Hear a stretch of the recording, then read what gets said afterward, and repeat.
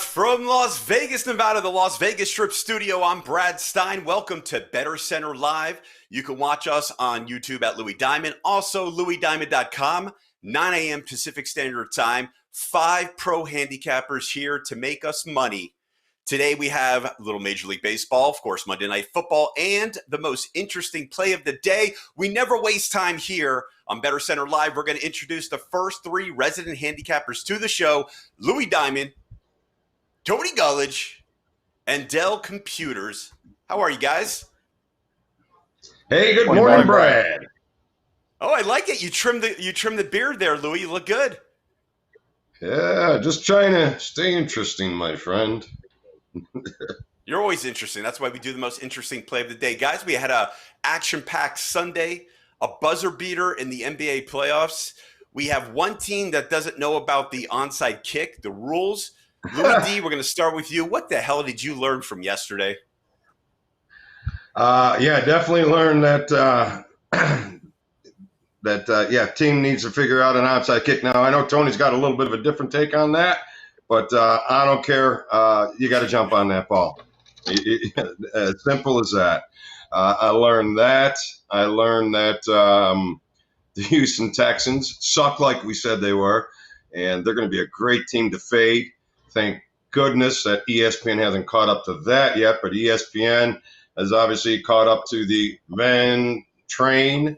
So I learned that the Ben train is here way too fast now. Scored a little bit with them, but now it's probably time. You know, they haven't played anybody. They played the Giants. They played Denver.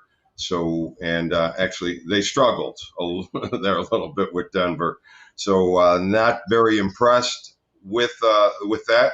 I learned that my teasers are looking pretty damn good. A lot of guys got a nice teaser going tonight. If you paid attention on Friday and yesterday, I gave you a nice 14 teaser. 3 of them are in the hopper. And Kyler Murray, of course, everybody's on that train now. Gave you that one a little bit earlier. But so learned a lot of things there yesterday, and we're going to learn a lot of things together. So stick around. Back to you, Brad. Russie W with 5 touchdown passes. That's right, Russie W. I'm allowed to call him that. Not you, Louis D. Joe Burrow's your man. You can have Murray, but Russie W, I've been following him a long time. We're going to move to Tony Gullidge. What did you learn from yesterday? That's my boy. Wow, crazy day yesterday. Yeah, that onside kick. I'm going to give the guy credit for the perfect execution. He had that ball spinning like a top. I know me personally, I played football. I know you're just being very careful and you're looking down at a ball spinning at 10 revolutions. I actually played some football, man, believe it or not, whoever doubts that.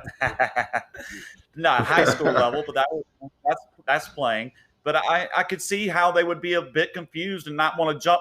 You know, what's the chances that ball's not going to squirt out from under you the way it's spinning if you just plop down on top of it? I just thought the execution of it, I've never seen that before. So I'm sure it's something they've been practicing. Since they reinstituted these rules where you can't get a running start on the onside kick, it almost eliminated the success of those. I mean, it literally down to no one could get a successful onside kick anymore. Learned that. Who else? Pittsburgh doesn't cover as a favorite. You know, they got back to normal form yesterday.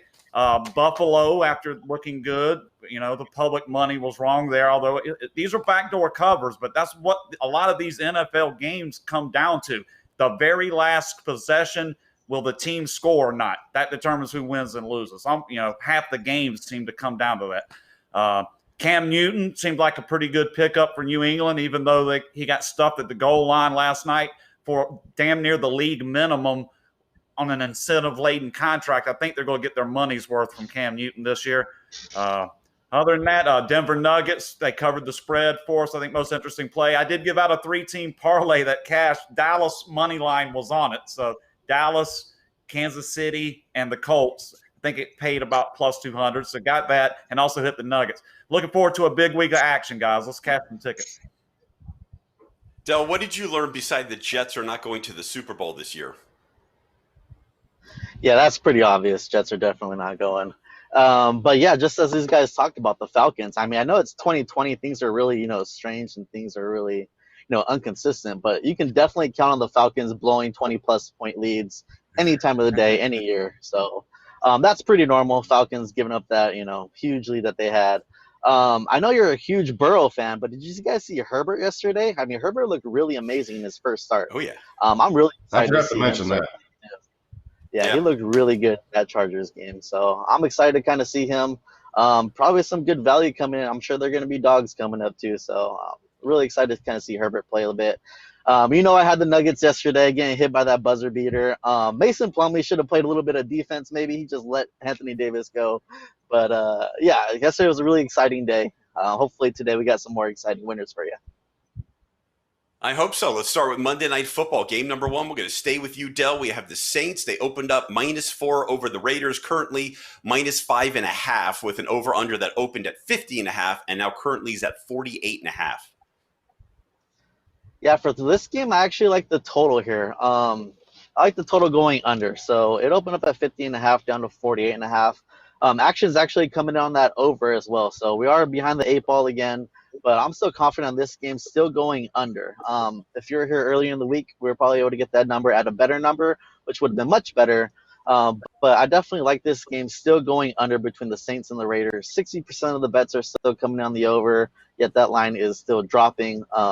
Drew Brees loses his probably most favorite target in Michael Thomas here. Yeah, I love this game going under, guys. Louis D., what are your thoughts? Well, obviously, I have the Saints on a teaser here, the last leg of a nice 4-team teaser or 5-team teaser, pending if you are a client or not. But I am going to reserve this game today. I'm going to keep it very close to the vest because this is an executive scenario for me tonight. Both the side and the total is something that I believe that you can take advantage of in many different ways.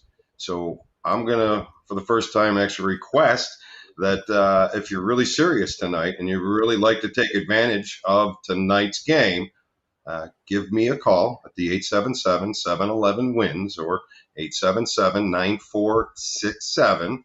You'll get me direct, so you won't be shocked when I answer the phone, and we'll talk about the game. And if you're serious about going long-term and making some money, I will offer a $99 week of everything I offer so we can get to know each other a little bit. So give me a call, 877-711-WINS, 9467, or you can text free winner to 90210, and I'll get to you as soon as possible. So I'll hit this one tonight, guys. If you're really serious about something serious, this is the play for me. Back to you, Brett. Tony, you're a serious guy. You're not wearing the shirt and tie like you did last week. You look great, but you still have glasses and a Carolina shirt. What are your thoughts, serious man?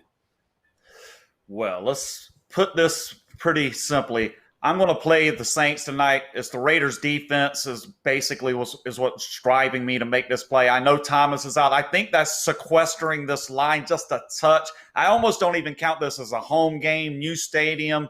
Neither team has played a game on this field, so no one has. So I can't really gauge home field here.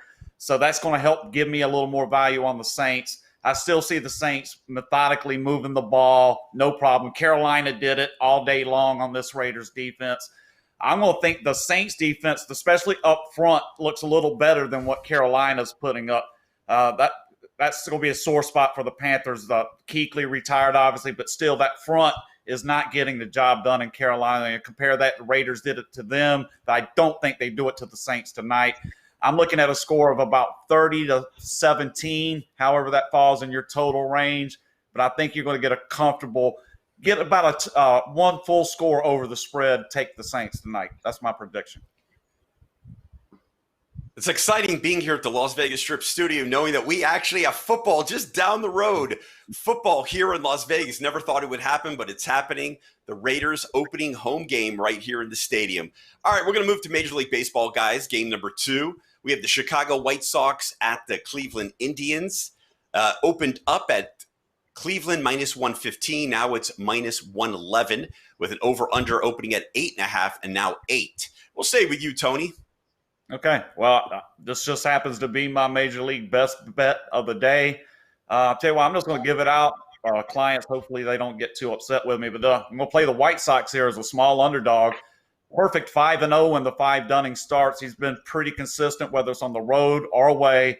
And also it's a pattern play here. White Sox lost their last game.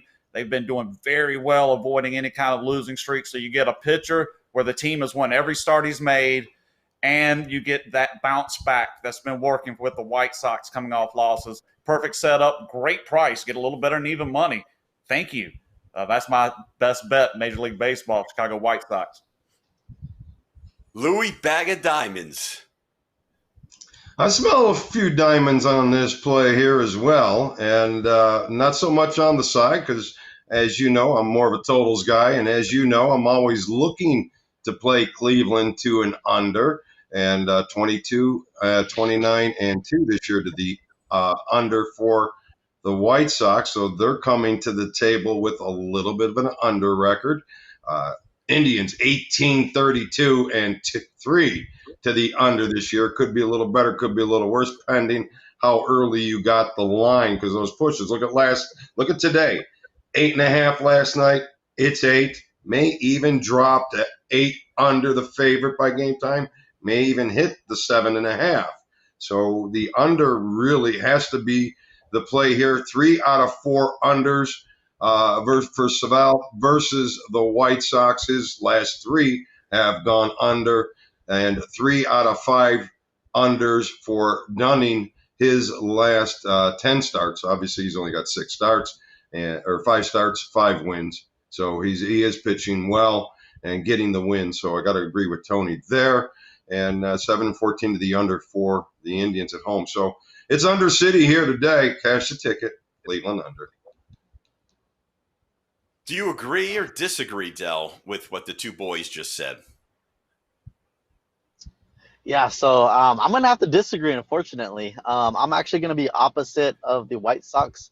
I'm going to be rolling Indians today. I saw the line open at 108. I got it at 115 right now. I'm not sure what it's currently at. But once again, like 70% of the bets are coming in on the White Sox again, 30% on the Indians. Yet that line's moving up, I see. Both are going to be really good pitchers. I agree with the under here, as Mr. Bag of Diamonds said. I think this is going to be a good low-scoring game. I think the bullpen is going to be something that might be giving this one away, and I'm leaning towards the Indians here. I like the Indians at minus 115. Thank you, Del. We'll move to game number 3, Milwaukee at Cincinnati. This opened up Cincinnati minus 130. Now it's minus 125. Over under opened up at 8. Now 7.5. We're going to go back to the bag of diamonds. Anything for this? Any jewelry? Well, there might be a little bit of undering here. You have Woodruff is 1-9 to the under this season. There's certain pitchers that are just going to get into under events. I remember chasing Brad Radke for quite a few years, 2-25 to the under one year, just cashing tickets left and right.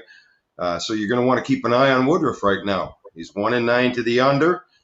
Could be a spot here to start jumping the under. Milwaukee is a little bit to the under as a road underdog, 3-0-1 to the under. Cincinnati, 5 straight unders in the first game of the series. 6 straight unders when the pitcher, or 6-1, 6-0-1 when the starting pitcher has a whip less than 1.15. So I think there might be a little edge on the under here tonight. 8-2-1 to the under. 8-2-1 to the under in Cincinnati. So some undering again. Some undering. What about you, Gullidge? Yes. What are your thoughts? Undering or overing? I don't do totals, so I mean, really in any sport, I don't do the totals. I pick sides. I try to pick the winners. This is what I call a mid-season peak performance type expectation for Castillo. What's funny is these guys are just starting to hit their best pitching form, and the season's going to be over in a week. It's kind of so you're probably going to expect some damn good pitching in the playoffs if you're thinking about unders then. Because pretty much all the good pitchers in my charts are starting to line up with excellent performances. I'm expecting good starts. And Castillo, last time he started, it was a 1-0 win. I got burned on the run line. They only scored 1 run, but Castillo literally was shutting him down. He looks great. I'm going to back that at $1.25. Woodruff's been a little more sketchy. Lou noted a lot of those games are low scoring, and I also have that on here that there's not a lot of runs getting put up. So possibly the under looks good, but I'm going to back the pitching of Castillo at $1.25 tonight. That's 2 up, 2 down here in the first inning. That means we go to Dell. You're in the cleanup spot right now. Yeah, I definitely agree with Tony here. I love the Reds here today, too. Just as he said, Castillo is definitely coming into his form. Finally, both these teams are, playing for a playoff spot now. With the, shortened season, we only got about a week more of baseball to go. So, they're both fighting for a playoff spot. I love Castillo here. Minus 130. The price is a little bit high, but I think it's definitely worth the risk. I'm backing Tony here. I like the Reds. Wait a minute, what's that? Tony Cusimano screaming down the road. He must be over there at the new Raiders Stadium. Tony Cusimano. Tony. Thanks, Brad. Tony C here, your man on the street. NFL Week 2. This is a big one here. First home game ever for the Las Vegas Raiders. And this is a very big game, very big opponent in the New Orleans Saints. As everyone else knows, Super Bowl contenders. The sports books are going crazy here with this game. Tell us what you think, Brad. Raiders at home versus the Saints. Brad Stein here live from Las Vegas. Join us daily for BettorCenter Live with our professional handicappers, where you get sports information you can bet on. Stop gambling, start winning. BettorCenter Live. Well, I would love to say that the Raiders are going to win this game, but the Saints, they're one of the most powerful NFC teams right now. So I would probably lean towards the Saints, but I won't be surprised if the Raiders win. But anyways, welcome back to BettorCenter Live on LouisDiamond.com. Also, check out YouTube at Louis Diamond. We're going to go back to the man on the street for segment number 2. He's over there at Allegiant Stadium. Give us some more information, Tony C.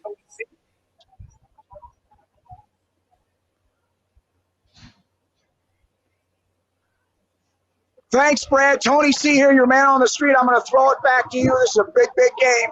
Raiders Saints. Oh, you're throwing it back to me. Okay, guys. All right. That was a lot. Thanks for the great information. We're going to go now. We have 2 new handicappers joining us here on BettorCenter Live. One of them, his name is Ross Benjamin. The other one, they call the eye candy of this show, and you can see him right now, Mr. Chip Chirimbes. Gentlemen, welcome to the show.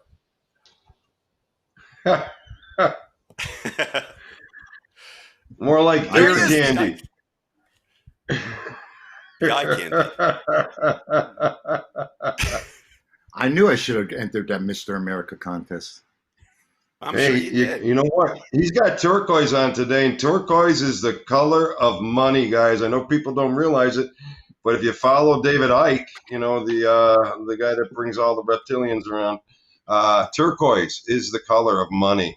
So it's a color of bringing positive things into your life. So just thought I'd throw that in there. So there you go. My valuable insight from Lou Diamond. I don't know how I got by in life until I started doing the show, because Louis, your insights have made my life and the quality of life better every day. You must notice have been married. Both of you do you notice how both of you are wearing pretty much the turquoise? Yeah, we didn't even call each other. That information, the energy that I espouse, tremendous. Whoa! Turquoise is the color of champions, unless the Miami Dolphins wear them. Chip, what did you learn this week? Let me add something here. Based on me and Chipper's performance this past weekend with our paid selections, I think everybody should wear turquoise, because their bankroll would be a hell of a lot bigger than it was on Friday. What a big weekend. What a big weekend. I mean, we crushed it here on the show. You guys crushed it over there on your sites. It was a big weekend. We made a lot of people a lot of money. And you know what's amazing? You sit down and think that, guys that sell picks, they're all assholes. How about the assholes that call me to complain about fucking winning? Hey, you know what I say about that, Louis? I'm glad you brought that up, because I heard you earlier in the show. Here's what I tell people. You make a pick and it barely covers. You backdoor the pick.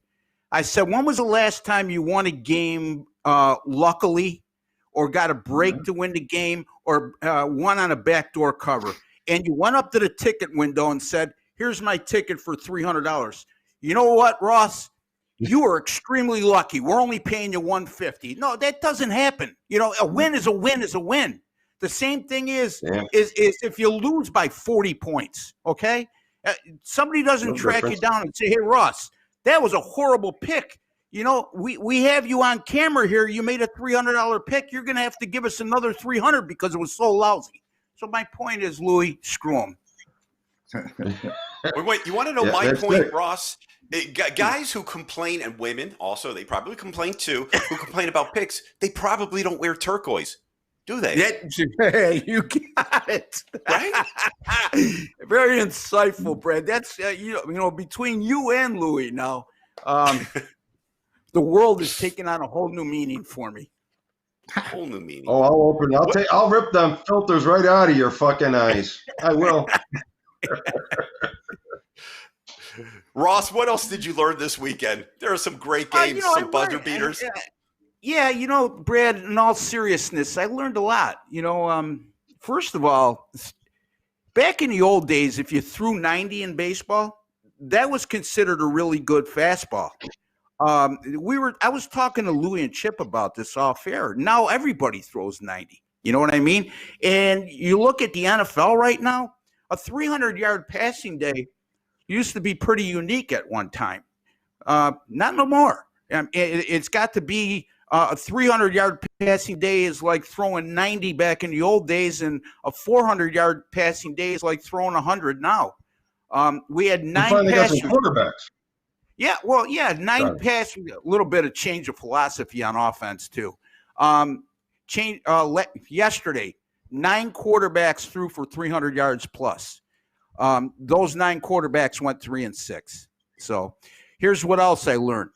I've mentioned this on this show. I've mentioned it on my own podcast. I mentioned it on my own videos, and I'll say it again. Whenever you catch the Seattle Seahawks with a total of 49.5 or less this year, you got to look to play the over, guys. You got to. I mean, Seattle last year was 27th in pass defense, in spite of making the playoffs and actually getting into the divisional round. This year, 2 games, right? Matt Ryan throws for 450 against them, and last night Cam Newton throws for 397 against them.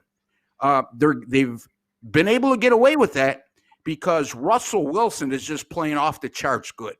The guy is not – look, he may be the MVP at the year's end, but let's be real. He's not going to complete 82% of his passes like he has the first 2 games. Somewhere along the line, the Seahawks are going to have to be able to cover the pass, or it's going to eventually bite them in the behind, especially at playoff time if they get there. So that's my 2 takes. And, you know, I hear everybody talking about these good young quarterbacks, you know. Not one person has ever said, and I know I'm a Bills fan, but let's be objective here. Josh Allen has caught a lot of damn heat, right? Oh, he's overrated. Why did they draft him number 7 overall? Chipper, you said Buffalo's an overrated team. They very well may be.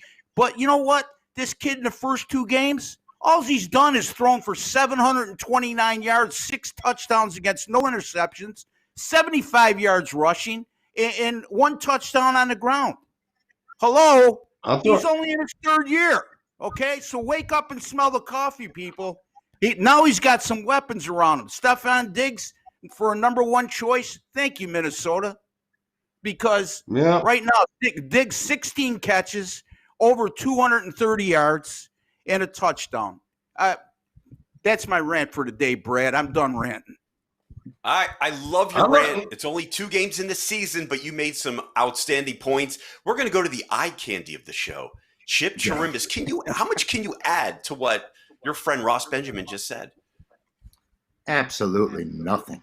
No, but the only thing I possibly came away with this weekend is that you don't ever feel confident taking the Atlanta Falcons. That's for sure. And I can't believe Quinn is still there after the way they collapsed in the Super Bowl and the kind of season they had last year.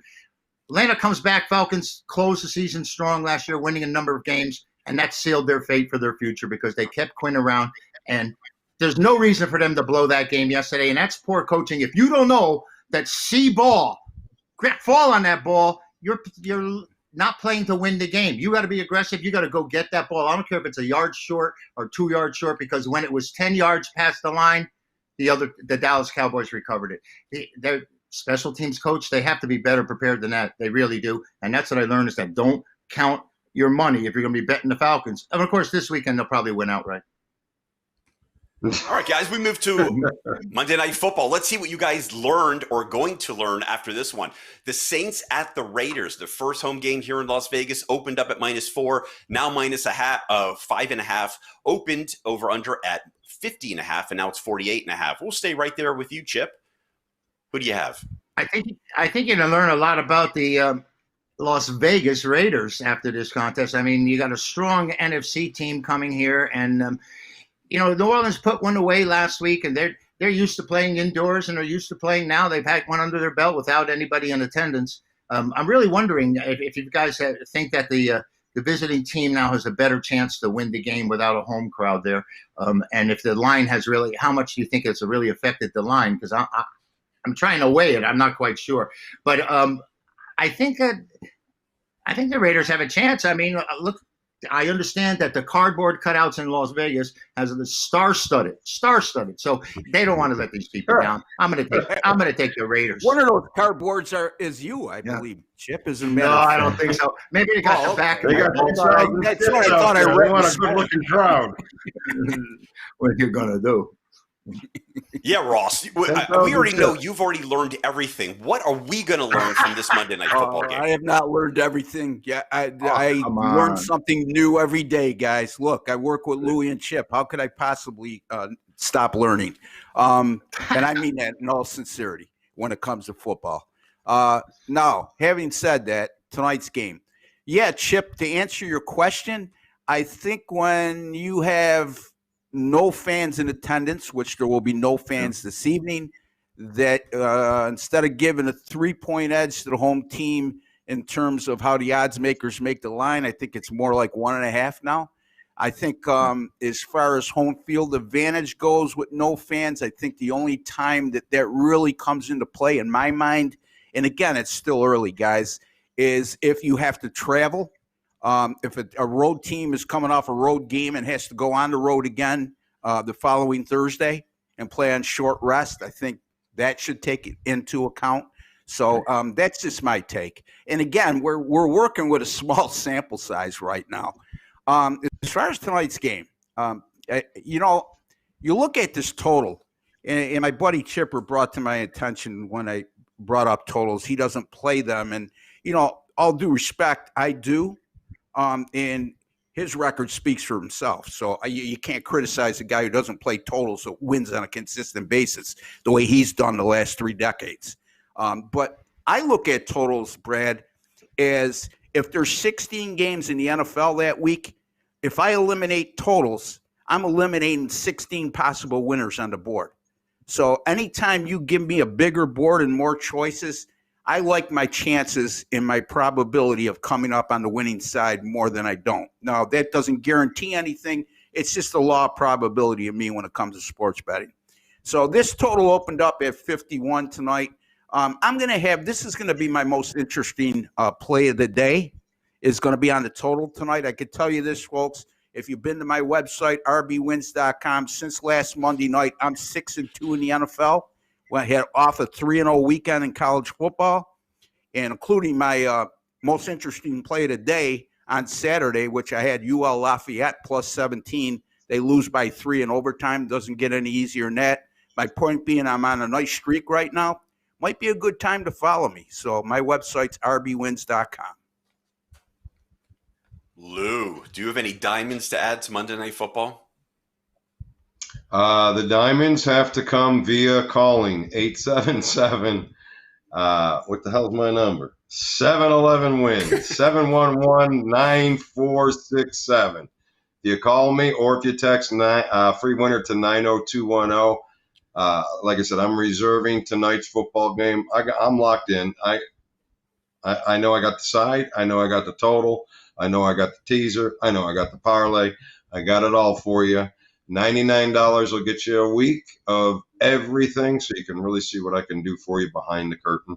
So give me a call. Thanks. No, thank you. We move to game number 4. That's Major League Baseball. Boys, the Yankees at the Blue Jays. I have no numbers, but we're going to start right with you, Ross. Yeah, this is going to be. I don't know who the starting pitcher is for the Yankees right now. It was listed I as thought we get the information undecided beforehand. Yeah, it was undecided. I think Louis. Before I came on the air. I like him. I like that guy. Undecided. Is he a lefty? Listen, I've lived by that that theory all my That life. guy's unbeaten. Never lost a game in his a lot life. of good. I don't like making this. Undefeated. Anyway, having said that, Yeah, I really don't. It's hard to give an opinion out here intelligently right now because it depends on who the Yankees starting pitcher is. And maybe Montgomery. I was expecting Montgomery, but so we don't have an answer. So let's just move on to the next game. Yeah, and if Chipper was starting for the Yankees tonight, I think I would like him because, obviously you look at how these two teams have done over the last week and a half. No disrespect, Chipper. No, I understand, but there's only one side. One team's starting to pick up the momentum and playing their best baseball in the last 2 weeks under pressure. They're returning people. I don't lay these type of numbers. We talked about this before, but that's just an opinion. Okie doke. That's right. Just an opinion. All right, guys, we'll move to game number 5, the Tampa Bay Devil Rays at Chip, your former team, the real New York team, the New York Metropolitans, minus 230, over under 7. I was a Met fan. Wow. I was always a Met fan. I suffered through 40 wins in 160 games in 1962. That was brutal. But, the Mets just let me down every time I'm around them. It just doesn't matter. And I don't want any part of them. The Rays are the best team in the American League. Well, them and Oakland have been this season. I couldn't take the Mets. I couldn't possibly take the Mets. And here you go. You want me to tease this? What do I do with this 230 favorite? Lay the runs or pass the game? That's what I'm doing. I'm passing. Okay. You know what that means, Ross? Jacob deGrom is on the mound for the New York Mets. What can you add to this? Yeah, and the guy from Tampa Bay is from Alaska, I think. Is that right? I think so. His last thing. Careful, we got a lot of millennials out there. Okay, I stand corrected. Fairbanks. Fairbanks, yeah. Oh, Fairbanks, my that's right. goodness. Oh, Anyway, all kidding aside. that was so beneath us. Yeah, I'm bored. I've been locked in the house all weekend long. I haven't talked to anybody. Anyway, guys, it's again. I agree with Chipper. I mean, I don't care who's on the mound. DeGrom. The bottom line is he's not got a lot of run support this year either, and I don't trust the Mets even to take him on a run line. Which would be the only logical play. I'm not willing to bet against them, and I'm going to pass on it. There's a heck of a lot more value on the board, guys, than this game today. Louis Diamond. I think there's a little value in the dog today. I mean, you got a decent team with Tampa Bay, who actually does a pretty good job of winning on the road, and there might be some value in the dog. DeGrom, gets into high-scoring games now. He was the dead under pitcher. Now he's a dead over pitcher, 8-2 to the over this year. So probably in somewhat of a high-scoring game, but I'm going to say there's a little shot here with the underdog and with Tampa Bay, and find a way to make a little dog bark tonight. All right, well, let's make a big dog bark because we're going to bring back Tony, who always has something to say because we are on our most interesting play of the day. All the handicappers are back with us. We'll start with you, Tony. Look at him waiting patiently. Go ahead. Yeah, let's go to the NHL. We haven't talked about it much. I just wanted to note my service continues to burn up the NHL, melting the ice with winners. Had Dallas in Game 1 of the Stanley Cup Finals. For the most interesting play, we're going to take Tampa Bay to even the series up tonight. It's a bit chalky at minus 150, so I kind of lower my bets to make the risk even out for these kind of wagers. But I've been killing the NHL, continue to be ranked #1 at the Monitor. Go check out my service package at thegreatwhitecapper.com. and let's catch another winner tonight. Let's see what these other guys give. I'm sure there's going to be plenty of winning information from our prestigious panel of knowledgeable handicappers. Thanks, Brad. You're welcome, Tony. Thank you. Louis Diamond, most interesting play of the day is who? My most interesting play has to be Cleveland again under. So I'm just going to roll that train for you. You've been making money with it. I know it, last couple of days. I think both have gone over, but I think it stays on the under train here today. So Cleveland under one more time. Ross Benjamin, you heard the first two. What about you? Yeah, I'm gonna look at the total in tonight's game, in the Monday night game between the Raiders and the Saints, and it opened at 51. It's down to 48.5 right now, and for good reason. I mean, Michael Thomas is not going to play tonight for the New Orleans Saints, and that's certainly, you can't avoid looking at that and saying it's not going to hurt their passing game, because it is. Because if you look beyond Michael Thomas, the rest of the wide receiver depth is very marginal success in the NFL. Again, Drew Brees makes a lot of wide receivers look good, but it also helps when you got a guy like Michael Thomas that has a lot of attention on him. It opens it up for everybody else, and they're not going to have that luxury tonight. Both teams went over the total last week, so I'm sure the public is going to bang this over. I also look at the fact that I'd be shocked, absolutely shocked, if we don't see a heavy dose of Josh Jacobs tonight, because I know the Raiders gave up a lot of yards to a Carolina team last week, and it doesn't take a brain surgeon to know that Carolina's offense doesn't compare to New Orleans. But by the same token, a good running game sometime is your best defense and keeping a good offense off the field. So I'm going to lean here toward going under the total. Well, I'm not lean. I'm going to take the under the total here. 48.5. It's a key number when it comes to totals, guys. So I would buy that up to 49 and go with the Raiders and Saints game to go under 49 is my most interesting play today. In addition to, I have the winning side tonight, and as I alluded to before, you can get that at my website right now, rbwins.com. Again, 6-2 in the NFL since last Monday, and 9-2 with my football picks since last Monday overall. So that's rbwins.com. Wait a minute. Is it RossBenjaminSports.com or RossBenjaminTurquoise.com? Oh, yeah. Well, it is RossBenjaminSports.com. Either URL, but RB Wins is, it's simpler, isn't it, Chip? Than RossBenjaminSports.com. I'm much better off When with Chip agrees with me, I always feel better. What do you think, Chip? I think keep it simple, stupid. You know what I'm saying? Just the easier, the better. The less problems, things you have to think about. So who's your most interesting play of the day, Chip? All right. By the way, I think I note that coming off a 4-0 college football Saturday, 52-0 Notre Dame win, Central Florida 48-21, and closed it out with Miami over Louisville. So I was really happy with that best bet winner. 2-1 in the NFL with my best bets yesterday, and I have a baseball game for you today, and I think people are not going to be happy when I give it to them.